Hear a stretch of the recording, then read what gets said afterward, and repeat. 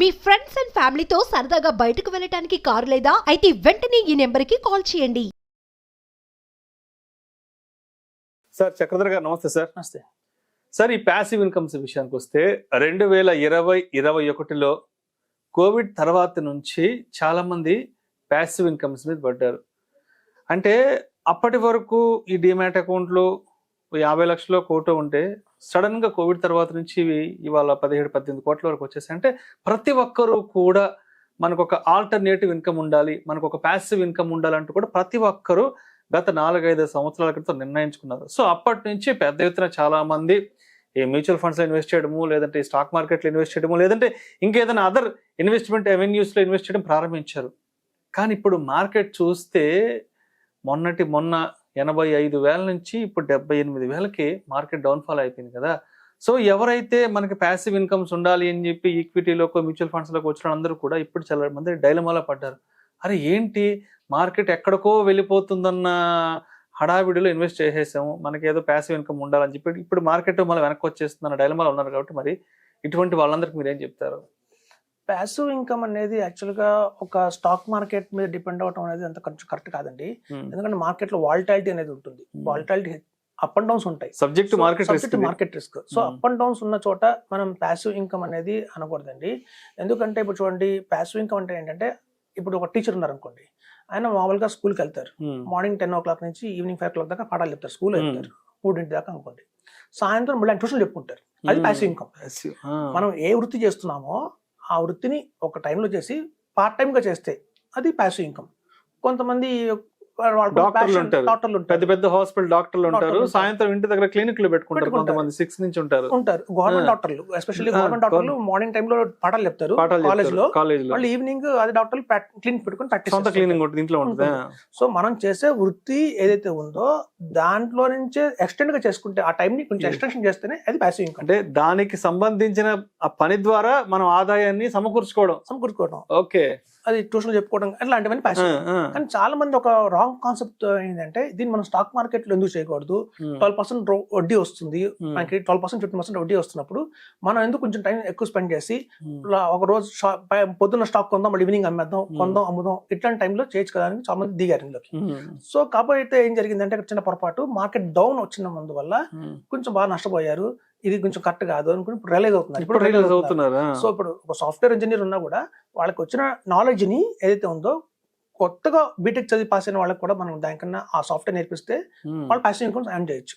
So ఇట్లా passive income 2 రకాలు ఉంటాయండి. మన డైలీ లైఫ్ కి ఏదైనా అడిషనల్ ఇన్కమ్ కావాలంటే ఒక ప్యాసివ్ ఇన్కమ్. అలా కాకుండా నేను సంపాదించింది నాకు ఖర్చు అయిపోతుందండి, దాచుకోవడానికి ఏం మిగలట్లేదు, వచ్చిన ఆదాయం అంతా ఖర్చు అయిపోతుంది, సో నేను సేవ్ చేసుకోవడానికి ఏదైనా ప్యాసివ్ ఇన్కమ్ ఉందా అని ఆలోచించే వాళ్ళు కొంతమంది ఉంటారు.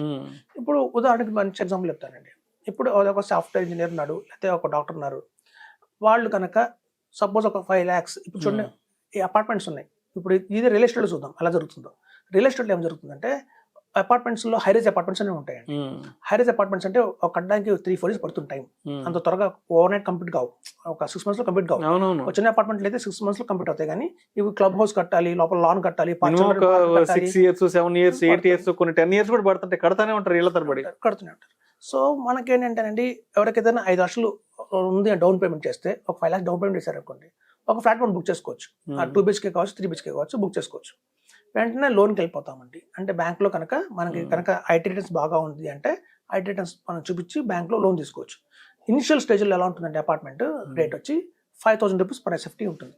సో ఈ 5,000 rupees SFT ఉన్న టైంలో మనం కనుక 5 lakhs డౌన్ పేమెంట్ చేసి హోమ్ లోన్కి వెళ్ళిపోతే, అక్కడి నుంచి అది ప్రాజెక్ట్ కంప్లీట్ అయ్యేంత వరకు హోమ్ లోనే ఇస్తుంది, మనం ఏమేమి పే చేయక్కర్లా, ఓ లోనే కట్టుకుంటూ ఉంటుంది.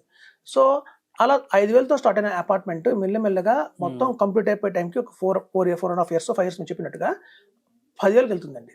ఇవాళ స్టార్టింగ్ లో 5,000, కానీ ప్రతి సంవత్సరం 1,000 పెంచుకుంటూ వెళ్తారు. ఆ స్లాబ్స్ వెళ్తున్న కొద్దీ, లోపల ఇంటీరియర్ వర్క్స్ జరుగుతున్న కొద్దీ, ఈ ప్లంబింగ్ వర్క్స్ జరుగుతున్న కొద్దీ, ఇలా మెల్లమెల్లగా 5,000 5 years అయ్యేసరికి ఏమవుతుందంటే, రెడీ టు మూవ్ వచ్చే పొజిషన్కి వచ్చినప్పుడల్లా 5,000 ఉన్న SFT కాస్త 10,000 అవుతుంది. సో ఆ టైంలో కనుక మనం వేరే వాళ్ళకి దాన్ని సేల్ చేసేస్తే, మనకి ఆ అమౌంట్ ఏదైతే గ్యాప్ ఉందో అది మనం మొత్తం ప్రాఫిట్ గా తీసుకోవచ్చు. సో కాబట్టి చాలా మంది గతంలో చేసిన పని ఇదేనండి. ఇప్పుడు కూడా చాలా మంది చేస్తున్నారు హైదరాబాద్లో. ఎస్పెషల్లీ ఓపెన్ ప్లాట్స్ ఏవైతే ఉంటాయి, స్టార్టింగ్లో అయితే ఉంటాయి హైరేజ్ అపార్ట్మెంట్స్, బుక్ చేసేసుకొని 5 years దాకా బ్యాంక్ లోన్కి వెళ్ళిపోయి ఎండ్ ఆఫ్ ద టెన్యూర్ వచ్చిన తర్వాత ఎప్పుడైతే హ్యాండ్ ఓవర్ వస్తుందో ఆ హ్యాండ్ ఓవర్ వచ్చిన పొజిషన్ వచ్చిన టైంకి ఆ ఫ్లాట్ని వేరే వాళ్ళకి అమ్మేస్తున్నారు.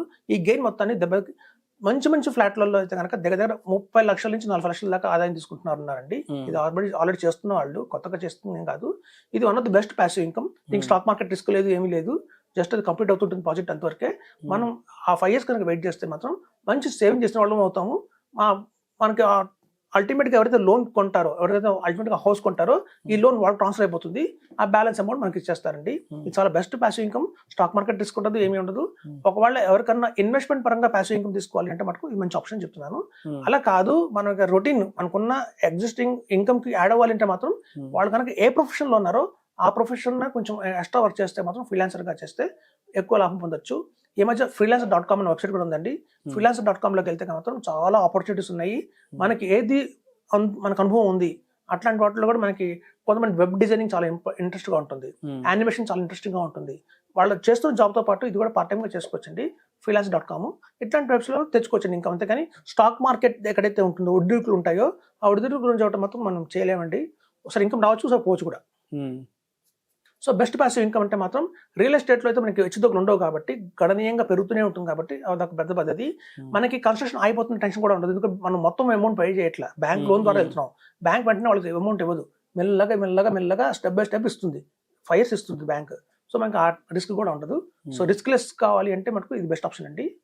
అపార్ట్మెంట్ మనకు వచ్చిన ఆదాయం, మనకు వచ్చిన నాలెడ్జ్ యూజ్ చేసుకొని మనం ప్యాసివ్ ఇన్కమ్ చేసుకుంటే ఇంకా బెటర్ గానే ఉంటుంది. అంతేగాని స్టాక్ మార్కెట్ జోలికి వెళ్ళొద్దని చెప్తున్నాను. Thank you sir, thank you so much Chakradhar గారు. థ్యాంక్స్.